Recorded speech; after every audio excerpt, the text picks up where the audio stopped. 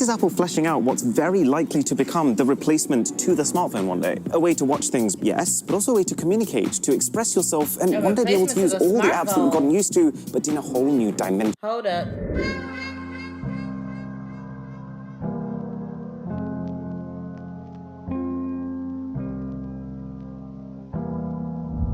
Is the Apple Vision Pro headset. It starts at $3,500. It's going to very possibly replace the smartphone one day. So, how does it work? What's good about it? What's bad about it? And then, most importantly, why on earth is Apple doing this? So, it's a pair of goggles. All right, listen. I understand. Before we even get into this video, $3,500 is... I'm not spending $3,500 on that. I am so sorry. I understand why it's that much because it's like a VR headset. You get what I'm saying? Even though VR headsets are like, I bought my VR headset. It was only like, it was not $3,500. Let me just put it out there. It was not $3,500. I forgot how much my VR headset was. I guess it was like probably like a couple of $100 for my VR headset. If y'all know how much the VR headsets are, please let me know in the comments down below. Because I totally forgot how much I paid for mine. But I think it was around there. I forgot. But $3,500 is ridiculous, Apple. But you know what? I say that I'm not surprised because I'm not surprised that Apple will literally make their VR headsets $3,500. That's what they are. They're VR headsets, basically. It's just for your phone. So, because, I mean, they have phones that's $1,000. So, you would think that this would cost that much. Just saying. Just saying. They've designed it in a way that even though there is more tech going on in this headset than literally any other consumer tech product on the market right now, that it doesn't feel like a burden. So, how does it work? Well, the main thing that you're going to be seeing is the screens. There's two of them. There's one for each of your eyes, which, you know how in the real world, each of your eyes sees things from a slightly different angle, and that's what gives things a sense of depth. This allows them to recreate that same effect, but in the digital world. So it will feel like you can reach out and touch the things you're seeing, which is not completely new, but it does seem like one of the most convincing applications of that, in large part because of how good the screens are. To give you an idea, the iPhone screen is already pretty sharp, right? Like, you would struggle, even if you stare right up close, to discern individual pixels on this. Well, the screens on these glasses have, can't even make this stuff up, 64 times the pixel density of the iPhone. That's almost impossible to even visualize. But they're doing that because even when your eyes are right up next to these screens, they don't want you to ever see an individual pixel. This is Apple fleshing out what's very likely to become the replacement to the smartphone one day. A way to watch things, yes, but also a way to communicate, to express yourself, and one day be able to use all the apps that we've gotten used to, but in a whole new dimension. Hold up. How are they going to replace the smartphone with these big-ass things? I'm not carrying a big-ass headset everywhere I go, bro. Like, I'm not doing that. I'm not doing that. Absolutely not. So, if they're really thinking about replacing actual phones with this, I don't think it's going to work. Because I refuse to carry that big-ass headset on me just to take calls, to make calls, to answer text messages. Like, that's a burden if we're really going to think about it, because why would I want to carry that around? Let's be realistic here. No.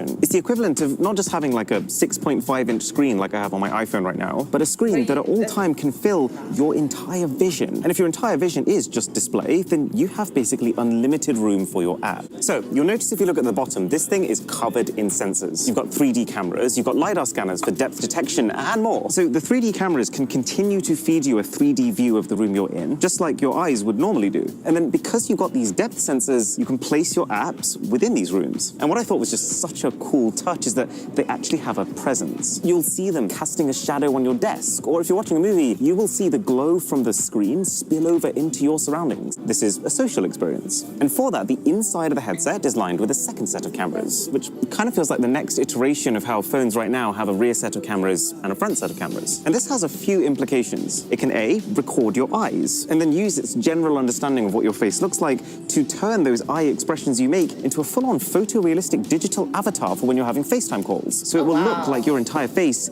even though it isn't. But then also, it can project a 3D model of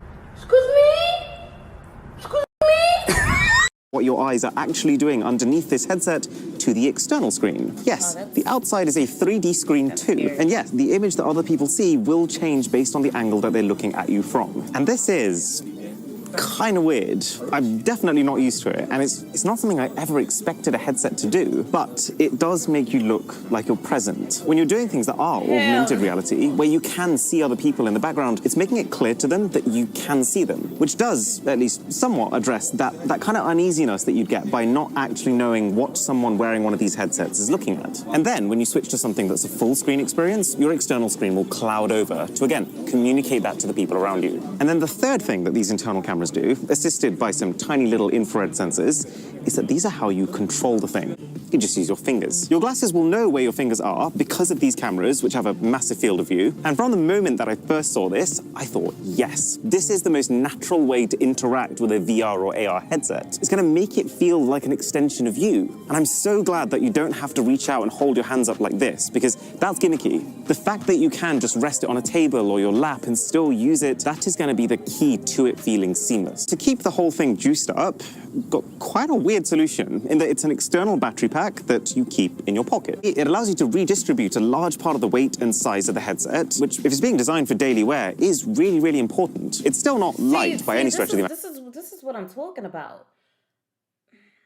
Listen, I have my VR headset, all right, and it gives me a headache already having it on for too long. I get like motion sickness or whatever, and I have to take it off or whatever. I don't want nothing on my, like, why? Like, why would I want to bring that outside? Like, I would, if I ever would get it, I would like literally only have it and wear it in the house.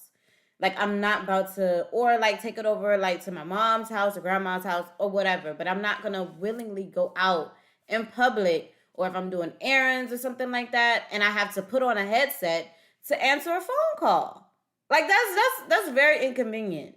Okay, that's I don't know who would do that, but I'm not doing that. No. So if they try to replace this with the phone, with the actual phone, yeah, no. So, going to be a really comfortable way to consume content. So I took an 11-hour flight to get here. I pre-downloaded some podcasts on my phone, but the whole time while doing that, I was just thinking, this doesn't feel like the ideal way to consume that content. Whereas the Vision Pro would have an even more immersive screen that, even though it's smaller, will feel a lot bigger, have speakers that fire directly into my ears, it'll rest naturally over my eyes so that I don't need to hold it or prop it up to get just the right angle. In a way, this one product has the best parts of every one of Apple's other products baked into it. It changes the entire paradigm of what it means to capture a memory.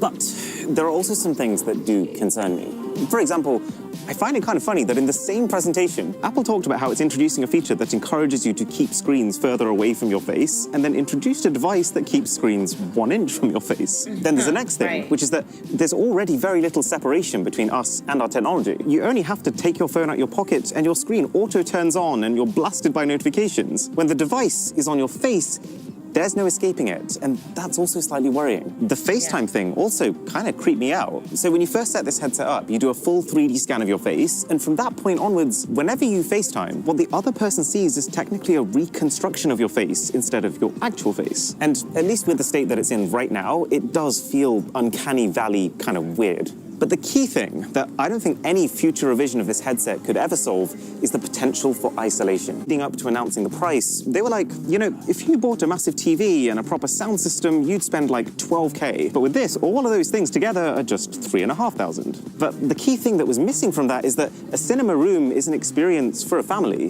This is an experience for one. I mean, yeah, you could buy 4 or 5 for the entire family and then technically watch the same film all at once. But what I imagine is a more likely scenario is that everyone's actually just watching their own thing. And that core human connection that we've built up ever since we first discovered fire and gathered around it will start to fade. And that brings me onto the why. Why is Apple doing this? Because, I mean, let's face it, this does not feel well-timed. The AR and VR headset market shrunk by like 50% last year. No one wants the metaverse. People don't like the idea of wearing a thing over their head the whole time. And at $3,500, this is not going to sell in the quantities that the iPhone did. Well, I think this is an optimistic gamble. I think this is Apple having seen the potential of VR and AR, having seen that it could potentially allow people to do way more than their current phones can, and they're trying to win the market early. And to be honest, I think they've got a pretty good chance. I honestly don't know what other company is going to be able to compete with it. I think Apple is fully aware. This is not about to replace the iPhone now, but it is going to sit at the pinnacle of Apple's lineup. And it's also pretty clear that the ceiling for what this can do is way higher. And so if 10 years down the line, let's say the iPhone keeps plateauing and this takes leaps and bounds and gets slimmer and lighter and way more powerful, I don't think it's unreasonable for the iPhone to start to drift away into being a legacy product.